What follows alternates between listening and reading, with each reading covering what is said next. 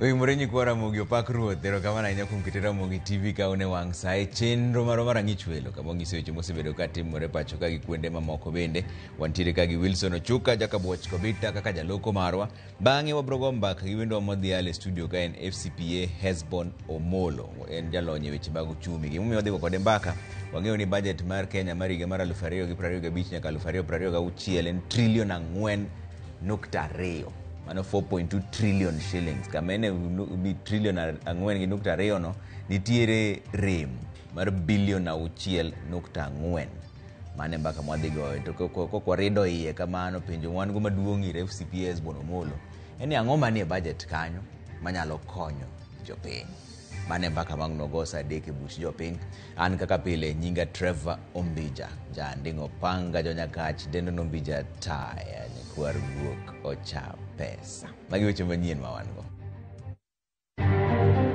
mach beno mogge dhot kanyo mana chako rakragi dhot tago nduru madhi daka para maonge ng'ata mobiro bane githo kanyo gite. It is very sad yawa. En buok ne jogweng' masigomre e Ugunja bang' mach nego ji 9 mag familia achiel mach ma ichich ni nowuok e lwet joma gilaro godo lowo. My proposal was to buy an acre in the rural but around town because it would be cheaper and then put for a house. Gavana machon ma Migori Okoth Obado chiwo nene doho kokwedo ni ne ok onego nyadendi Sharon Otieno. Oganda oyudo thuolo mar neno ringre jatend jokopere mosenindo Papa Francis moketi St. Peter's Basilica motelo ne ik mare ma itimore chieng' Ngeso.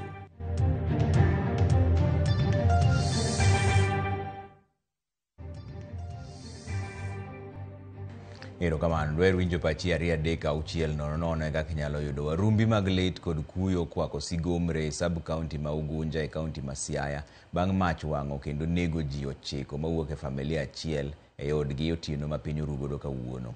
Obila osemako chich moro mamiyo ma itudo kod maundu mar majno manyo otiaye od familia no kendo mokelo masira makamano. Millicent Adhiambo lero no wachni. E chunyo tieno mandiwa ka piny odhi kwath. Mach makakni ne owang'o pep, familia achiel duto e gweng' ma Upanda mayudore Sigomre e Siaya County kaonge ng'ata achiel kata mwandu moramora mane otony wach manoweyo lwasi mar kuyo. Ngima ji 9 te olal kamano. Familia achiel ojo kiweyo oko pep mak mana nyithinde geriyo mane ni oko tiegore mbalariany emane otony e lak masira makochno. Gweng' odongi kuyo matamre gi nono. Janeno lero gi chuny lit gimane orado godo e chuny otieno. Odno liel ayudo ka jogo ne pod gi ngima te kendo ne giringo kon gi koni kanyo mana chako mach beno mogge dhot kanyo mana chako rakragi dhot tago nduru madhi daka para maonge ng'ata mobiro bane githo kanyo gite. Baba notho but dhot katemo yawo dhot mama to tho e kitanda komako nyathine machogo maja dweche 6.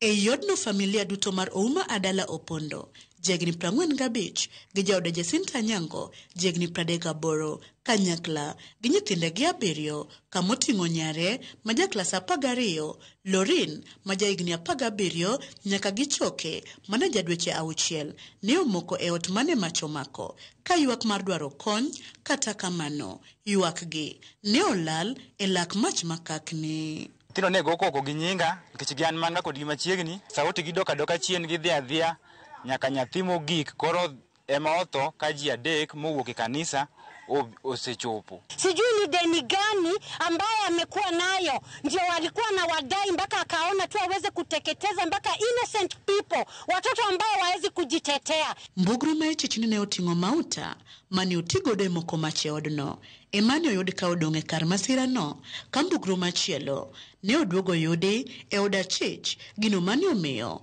ondhi jaode kaliekore ni nek makamano otudore gi wach laro lowo. To lowo manyalo kelo tho ni ang'eyo maler moka wach na winjo na pimo lowo ni kanene lowo ni kane dhiale wawuok bodhi nyaka Siaya banyiso jo Siaya ni da lowo ni ang'e kama na pimo gikie jogi nokalo to nolomo wadgi ni mondo gidar to wadgi notamre koro mae momiyo koro kanyo odo sewuok koro awinjo ni luongo ni kotoda owachen kore nyakodar. Koro endondi matindo tindo mosebet. Maundo makama ne odonjo ne jogweng' makae kendo ne giwuok oko gi mirima ka gimonjo dala achijno ka gimoke mach kendo ketho mwandune duto ka gidwaro ratiro. Mama ne nyaka nyiswa ng'ano manendo kelo petrol ode to petrol nendo idwa tiyo kod ang'o. Ka mtoka no gitiyo gi petrol mondo ngatie petrol ot kanyo to onge.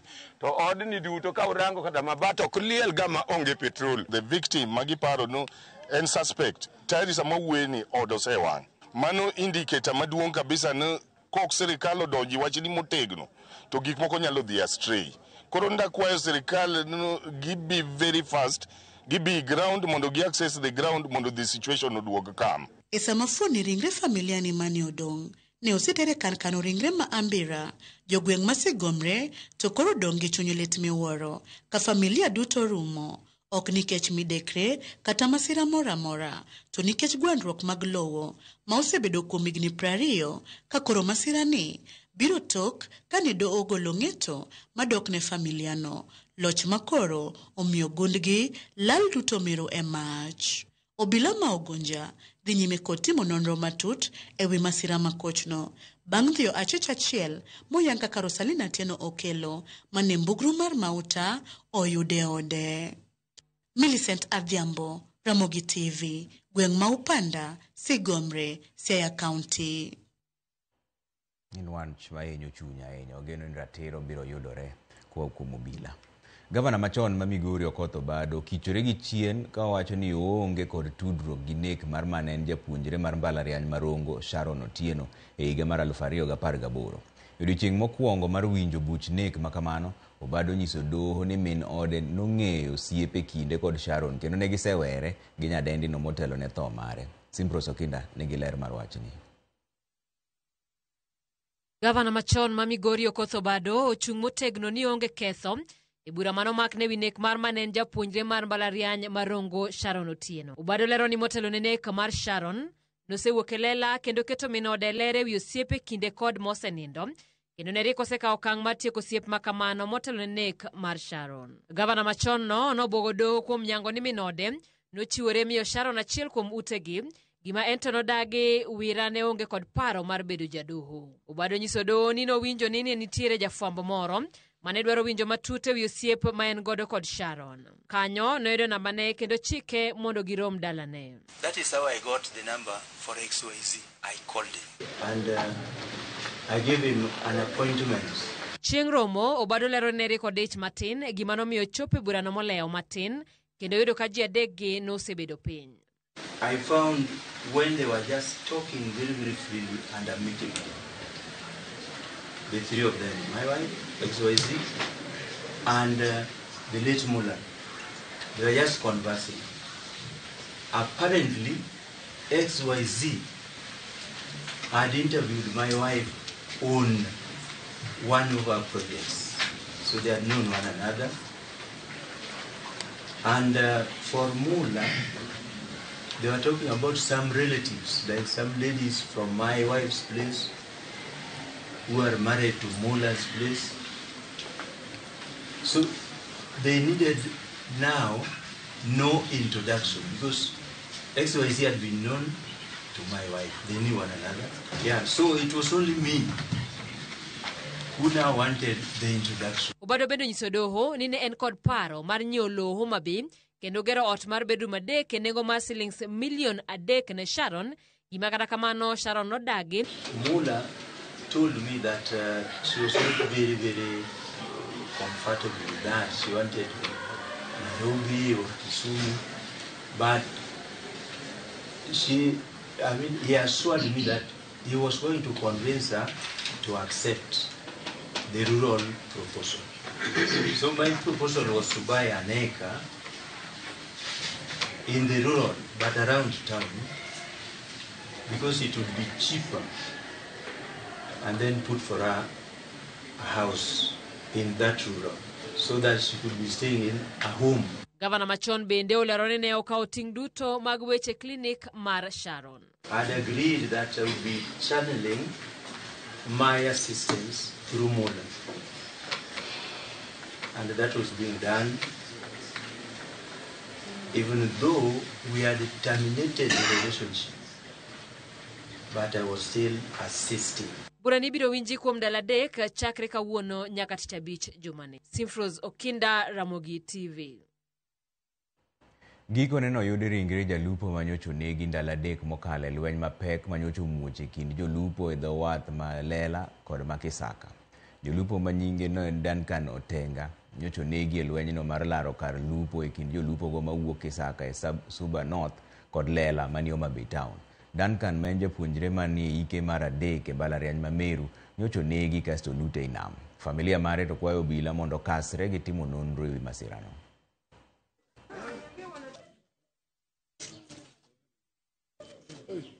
An gi mirima mang'eny chunya, sirkal konya uru.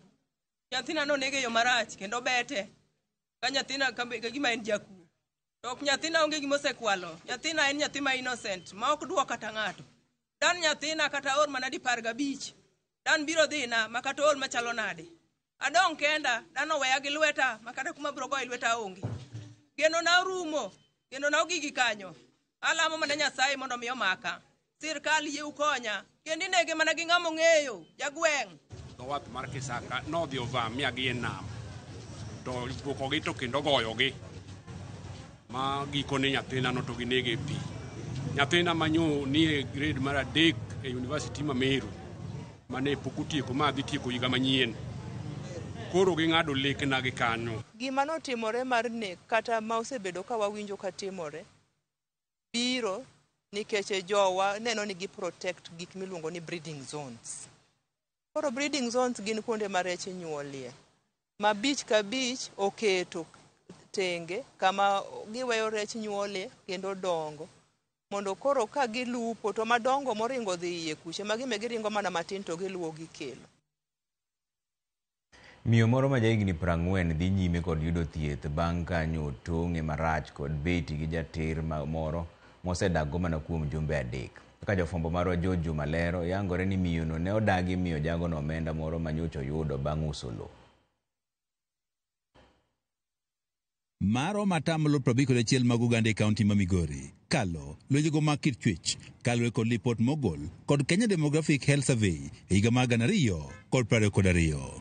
Lipot mogol kod migawo mathieth e kaunti ma Migori yango ni mok tin e kes achiel mar joma oyudo hinyruok ma iteno kod lwenjego mag kit chwech ichwalo e kuondego mag thieth e kaunti ma Migori odiochieng' ka odiochieng'. Like on a weekly basis, you can't miss 1 or 2. So my request to the public is that if there's another mechanism of sorting out issues other than going physical, will be the better option. Grace Akinyi mante kod higni 40 masani do thieth osiptal maduong' no ma Migori bang' jater mosedagore kuom jumbe 3 tong'e kendo weye konyre marach oyudore e kwan mag jogo mosekalo nying mag kit chwech e kaunti ma Migori. Kogik sa 7 otieno to wawinjo uwi kaka family to wino duogo lal. Kachiel kuom mane obedo ni ne kode machiegni odhi kanyo to yudo ka en ng'amo gi branget maduong'. Naringo madhi amanyo mana jagari ni butwa kanyo machiegni ema nobiro kawe mwaringo kode nyaka Hospital District Migori ka.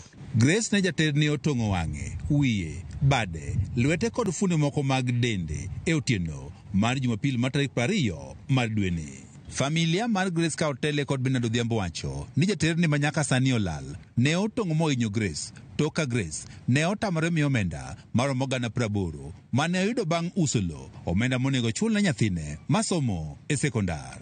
Oyudo kama yo ne oyudo ka ouso portion ne moro matin kanodo tero go nyathine skul, otong'e komae pesa mano uso lo matin mane chuore kata kwar gi nyocho wenego. Wayud kaka wanyalo bedo e miechwa ma jowa mamine maonge jogo manyalo ritogi obed kuonde ma safe ma kik gibed gi luoro ni kogik otieno to ng'ato biro donjo e ot kendo timone gima notimone mama wani sa 7 mar otieno. Kada bed ni Grace oseyudo thieth kendo koro hali mare ok rach ka ipimo kod seche maroring kode ka thieth kaka ilero kod laktar Bernard Nyaberi. Familia ne wacho ni pod odwaro thieth mathoth ma bende dwaro omenda mathoth. She needs to go for surgery.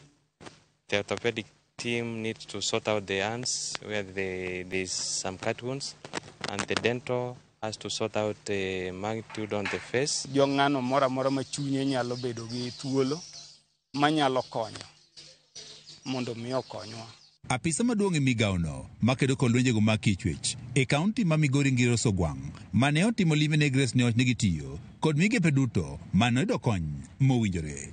I'm really pleading ne sirikal mondo mi gikaw gini very seriously. Ka gi deal properly gi one case, jomoko will learn from this. Ngiro Gwang' wach ni lwenje mag kit chwech ma itudo kod chan kod oganda kidi kod timbegi mabende koro kindegi osekalo en achiel kuom midhiero maduong' mabende koro pod gikedo godo e kaunti ma Migori. Waneno the level of poverty mantiere e kaunti wani.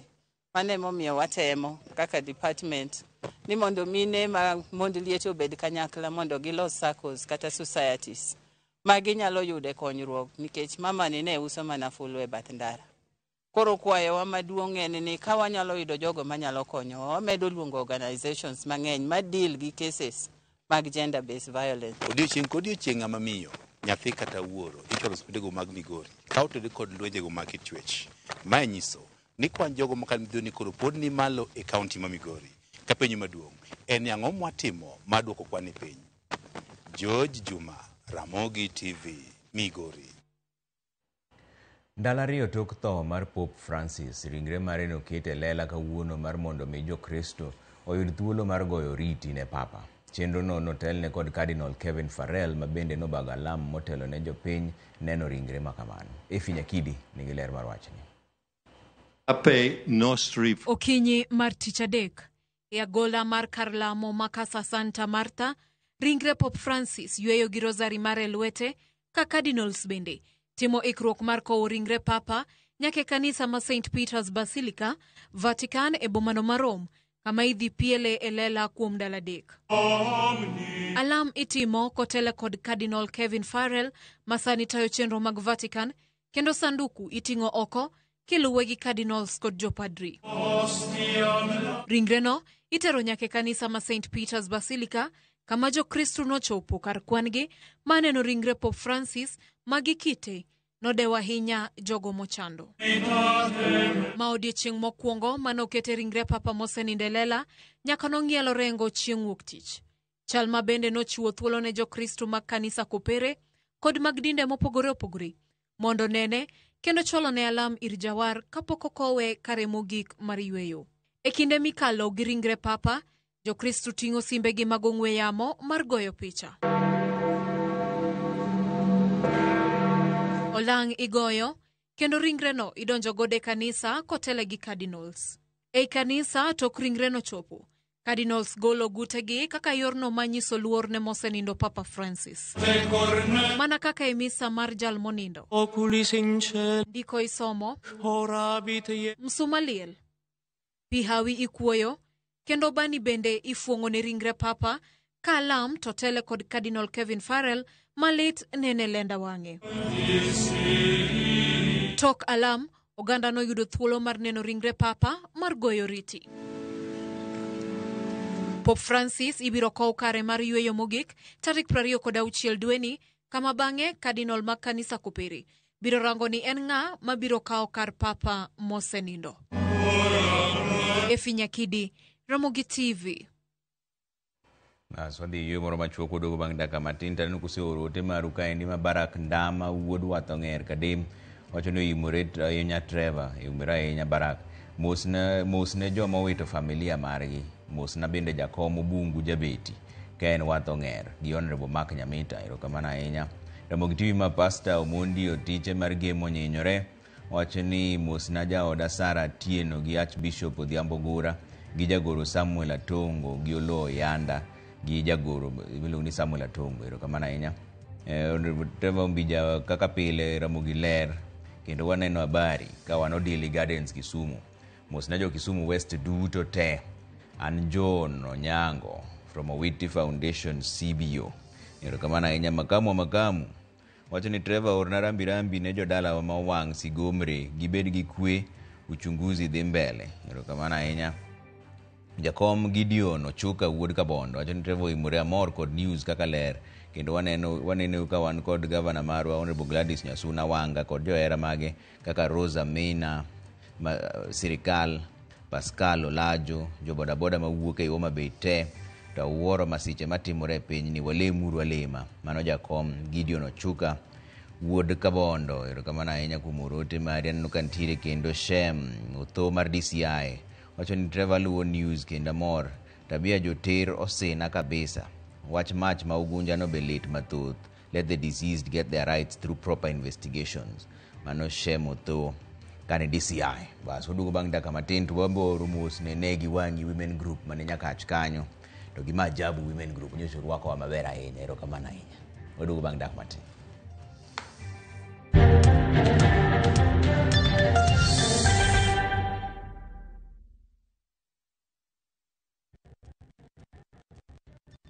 Jite neno mich kod loch. Kata kamano ok ginyalo tugo kapok tugo chakore. Ne mich mopot ma ok nyalo pingi kendo mit teko kendo miyo itimo kinda.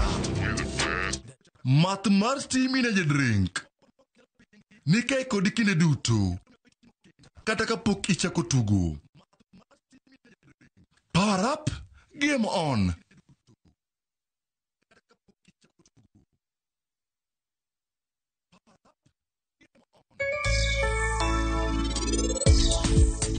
Pi mar pond mikete rech ok owinjore obed ma clear nikech ok obi geng'o rech against predators. Sama iloso pi mondo obed maber ne rech mondo odagie, iwacho ni kete obedo fertile. Koro keto pi bedo fertile, obiro develop colour ma ok clear nikech nitiere gik mikete iye kanyo. Net ni okonyo security predators mapiny tiende kanyo. Gik machalo kaka ogwang' kobiro kanyo, to gik machalo kaka winy machalo otenga, chuth, gik kaka mago machamo rech.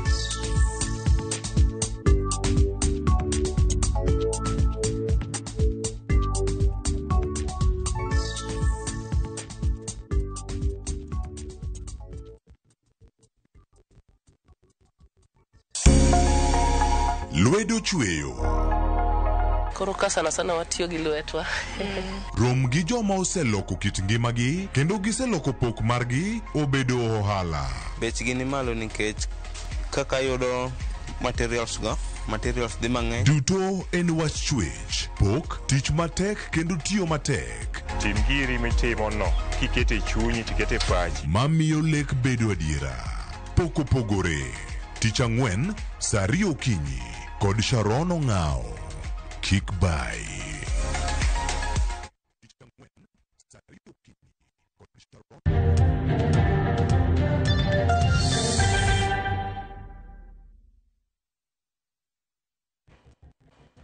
Erokamano kuom keto Ramogi TV kane miyo moro go wadgi yudo thieth e osiptal ma Kericho referral bang' kane omonjgi gi chuor miyono mane giwerego.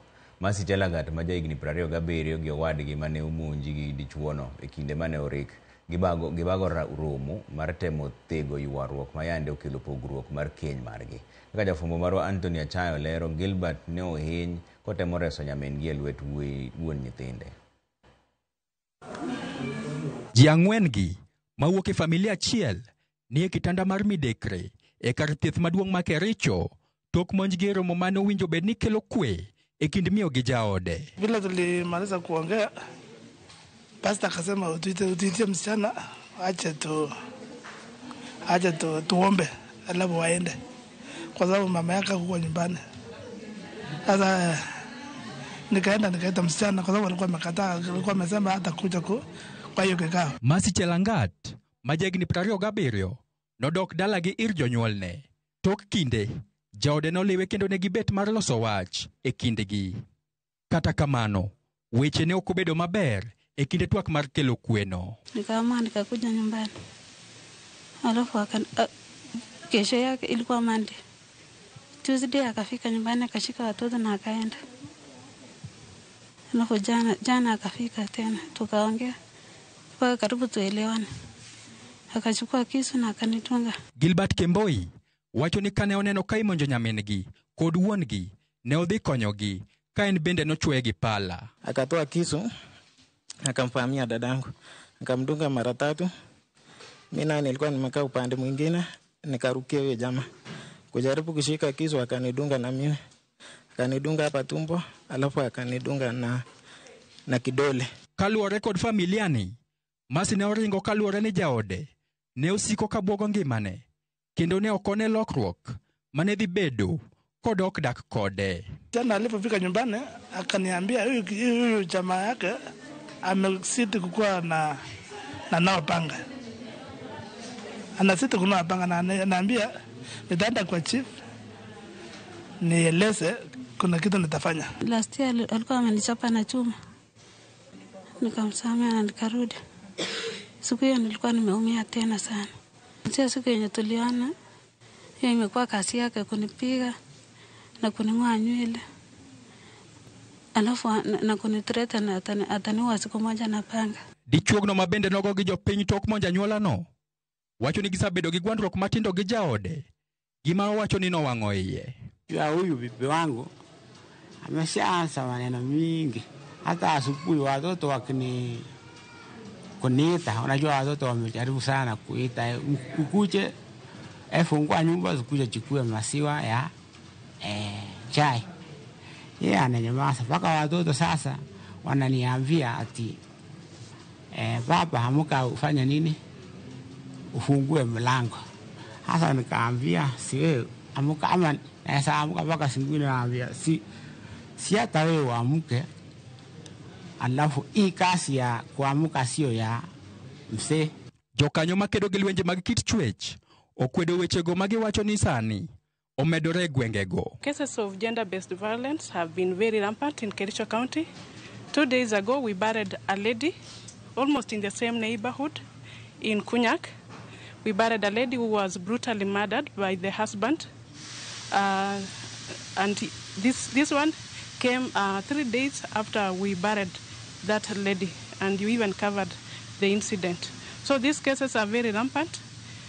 In 3 months alone, we've lost 7 women to gender-based violence, and we really call upon the stakeholders to come together so that we can avert these cases. Antonia Chayo, Ramogi TV. Kuyo mako gweng mabushiri e kaunti ma Kakamega tok ji ariyo mane kunyo choo tho e kinde mane gidhi mbele gi tijgino ka moko adek to resi masirano. Jodak lero ni jogo ne lo oumo e kinde mane lo osianyore kuomgi ka gigero choo masiro gi tend kaunti ma Kakamega. Giyuak ni apisas makedo gi masira mapoya no kawo seche buora kapok ochopo resogi.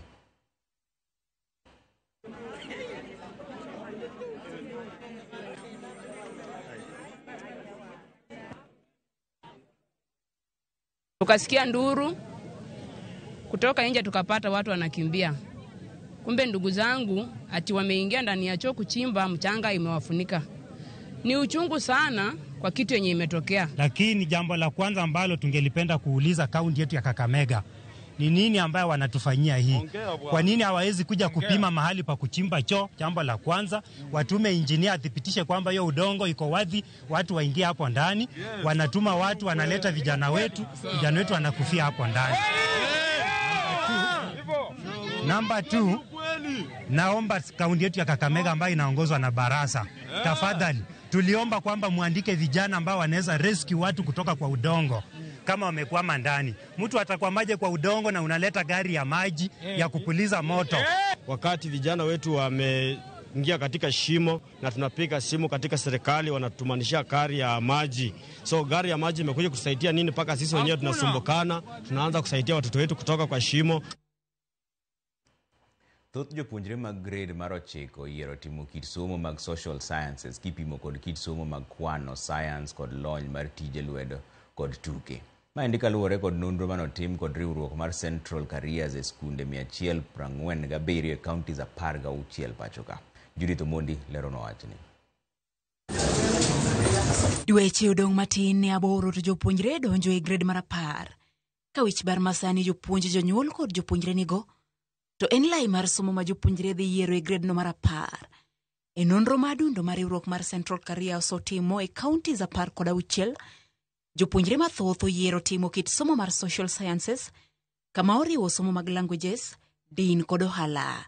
Somo mag science kod kwano to biro e namba mar 2, ka tije lwedo kod tuke to oyier kod jopuonjre 4,400 e kwan mar jopuonjre 16,000 mane otimnegi nonro.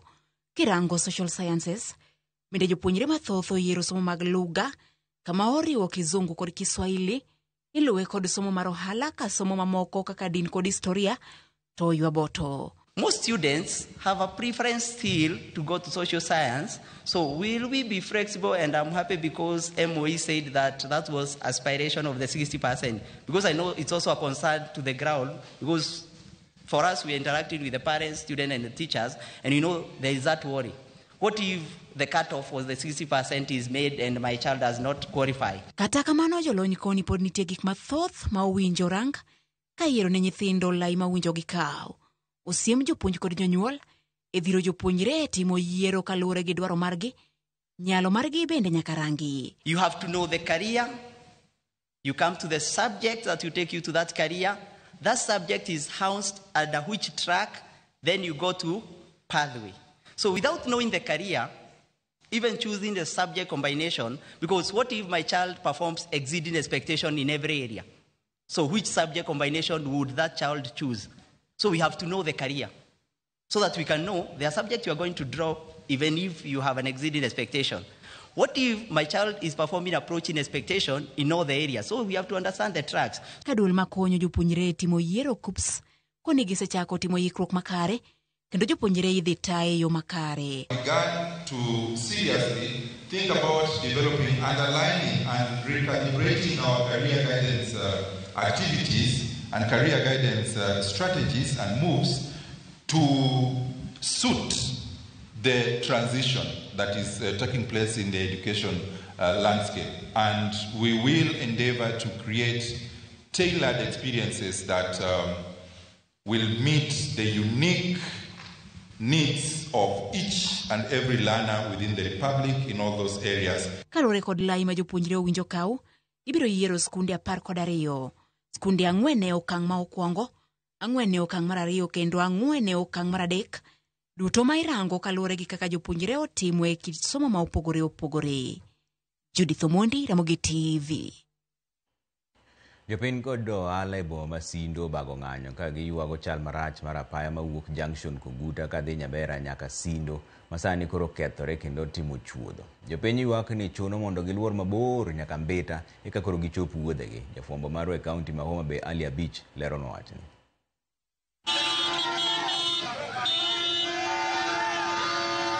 Apaya mawuok e junction Koguta to kalo Nyabera kendo chwe nyaka Sindo ma bende tudo ka chudo bura Masuba North kod mano Masuba South osebedo marach kendo kelo pek ne jowuoth ka nyaka ne koth chak chwe. Apaya no kethore kendo lokore chudo mok lure, gino machuno jowuoth madhi Sindo kowuok e boma ma Homa Bay mondo luor mabor nyaka Mbita. Rach mar apaya no ne omiyo jopiny nyamburko matiyo kod apaya no kaachiel kod johala Masindo bago ng'anyo mar kwedo rachne ka okil Peter Wasaga ma bende en jadak Masindo to ndiko ne migawo mar apaya pachoka mondo okete bajet mar loso apaya no higani ka okone rach mar apaya no nego chumi Masindo. Sirikal nego chiro Masindo mana kaka nyocha ne wasewacho. Chiro Masindo sani koro ok nyal biye ngima medo ridore nikech uchumi dok piny ni wang'ayo onge. Wang'ayo ka onge to kata dhako madwa nyuol nyalo tho gi e kor yo kapok ochopo kar thieth. Ok wabiyie ni wanyalo golo osuru to rewa towe wang'ayo to osuru tikawo. Ok wanyal yie ni joses kawo pesa makata gunia mathin mar gorogoro 2 ikawe siling 50 makata ng'ato oro pasel to nyaka kawe pesa. Jopiny ywak ni gisebedo ka giyudo singo mok rum kuom sirikal kod jotelo makone gedo mar apaya no to nyaka sani onge gima dhi nyime ka apaya no to medo mana kethore kendo kelo pek ne chenro mag wuoth ne jogo madhi Sindo. Barabara ni osebedo launched mang'eny. Site mokwongo noket Koyani en barabara mane kane ya junction Kodoyo kabiro kama nyaka Magunga. Nobedo launch site mare ni ginene Koyani, machielo no ng'ayo ka, machielo ni cho Nyabera, machielo ni kocha. To nitiere moko bende nderi mamoko miloso to marwa ni tok losi nang'o. Chakre 1963 nyaka nwodo uru nyaka sani. State kaka Sindo chalo ni, mai kaka wawinjo ni Nairobi ne chalo. Koro wan nyiso ni okwendelea wan tiere chioni 1963-62. Tafadhali barabara hii itoke Kaguta ikuja Nyatoto Nyabera itaramuke mpaka Sindo Mbita Hiyo ndio malele yetu. Kama hakuna barabara, hakuna ushuru yoyote. Mine chandore, jomadongo chandore, nyithindo chandore, nyaka nyithi skul sani dhiyaw skul kama gidhi kale onge. Buses mag skul dhi luwo kanye. Jowala masindo bende ywak e wilal mage yudo ka giwacho ni mwandu magigolo e gwenge mamoko ka gitero sindo osebedo ka kethore kendo wegi kod lal maduong' nikech rach mar apayano ka giwacho ni nyalo biro chunogi mondo giwe golo osuru poni ok olos apayano. Wasasandre barabara ni there is a time makanyanya onge suba koni to walawe Kisii to mondo minyanju wachopi nyanyo pukore yo barabara maya Koguta nyaka Sindo. Alafu yorni enokete from Koguta nyaka Sindo enokete mana mar siasa iga ka iga okagiro timu gichako to giweyo sano kwa nyal kalo kata okunyal loso nwandara no juok aka ajuogo pesa mang'eny pade odichie selenga meya okachaka juogi. Ka gavana ma Homa Bay Gladys Wanga wacho ni gitiyo machiegni kod jotelo makono kaachiel kod sirikal mamalo mar neno kaka gedo mar apayano nyalo dhi nyime mondo jopiny masindo oyud yot. I also want to address our people of Sindo that the main road from Magunga, Sindo, I know that they have faced suffering there, but we have spoken with the national team and the contractor has been asked to do maintenance before works so that they can come and also clear Nyabera to Sindo to Mbita so that it is passable. And the other road from Koguta Junction to Nyabera, it is not a county road, but we have agreed that we are going to support in doing spot improvement as we wait for the national government to come and cover it. Alia Beach, Ramogi TV, Homa Bay. Sirikand kaunti ma Homa Bay odonje winjruok gi hospital mag Aga Khan mar keto kar kedo gi tuo mar kansa kata Cancer Center hospital maduong' ma Homa Bay. Ogirimiti makamano madhi kawo higni 4 okete kogno gi jata tije maduong' mar Aga Khan Hospital ni Jane Wanyama gi gavana ma Homa Bay Gladys Wanga mar chiwo thuolo mar chako loso kar kedo gi kansa ne thuolo mar dweche 3 mabiro. Gipuoyo okang'no mar giwacho ni koro dhi konyo neno ni jotuo mag kansa ok law thieth kuonde maboyo. Bende geno ni odhi konyo jotuo mawuok e counties mokiewo gi Homa Bay.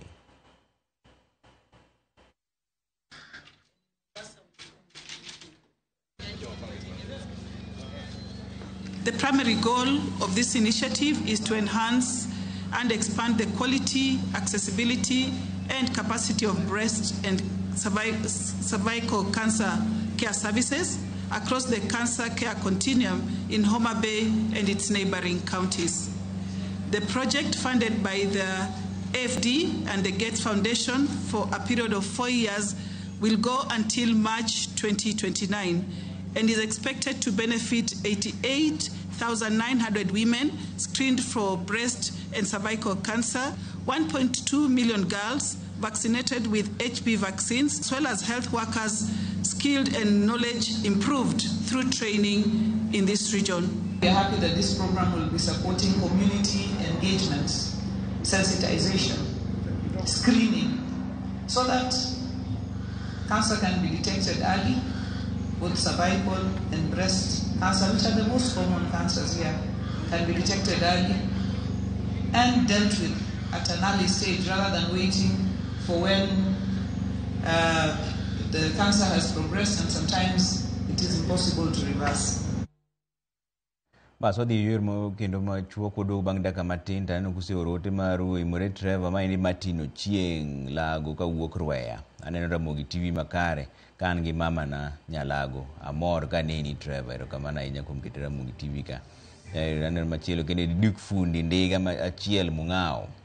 Okapograga kod Ramogi TV kod osiepa Eric Jaduka Mung'ao kaachiel kod Jemo senior driver ka wuok Mung'ao erokamano ahinya. Eno kantire lo ng'ata timo mos ne owadwa maduong' kuom wito wuode Dan Otenga mano negi nam Homa Bay. Maja Fuambo Felix Nyakwara Yieta. Erokamano waduogo bang' dakika matin kik idhi mabor ahinya.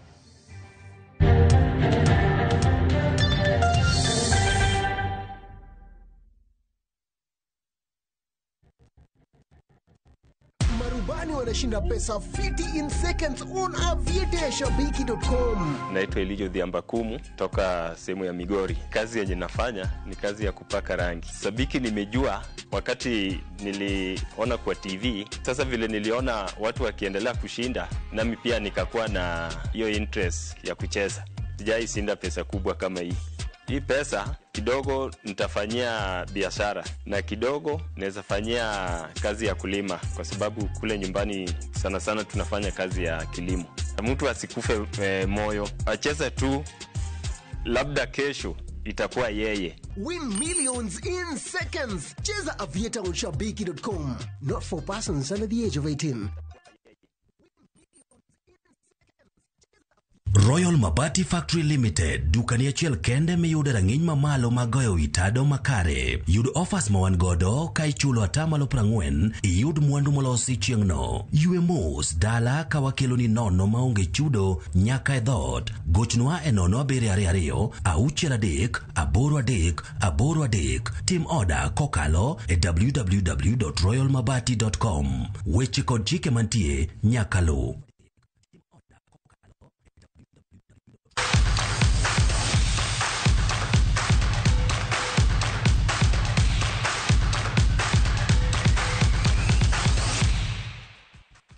Tonje weche mag tuke ni Gor Mahia ikore ne tugi mar 27 ligi maduong' mar adhula e pacho kae ngi kindi gi klab mar Talanta odiochieng' makiny alab ma Dandora Stadium man Nairobi ka. Kogalo mane wuok amodhi gol 1-1 gi Sofapaka odira mokalo kendo rem donje thuolo mokwongo e chung' mar klepe geno yudo duoko makare odiochieng' makiny. Kocha mar Gor Mahia Mich osebedo gi gwandruok gi jalup kocha na klab no, kata kamano jakom Ambrose Rachier nobedo gi romo gi jotugo kaachiel gi kocha duto e kelo winjruok e kinde ni ma Gor Mahia oketo wang'gi e kawo kombe mar lig maduong' thuolo machielo. Gor Mahia omako thuolo mar adek. Players to give them assurance that we are going to address all these issues that appear to be arising from some friction on the bench. So I have already addressed both the bench and the players together, calling for unity in between them so that we can win our trophies as necessary. I have then called for a full executive committee meeting with the entire technical bench so that I can be able to find out where the blame lies. We discussed today about those things with the technical bench, with the players, and we go tomorrow again, new training. Yeah, if we forget everything, we are strong, we believe in ourselves, and I believe we will reach everything what we want.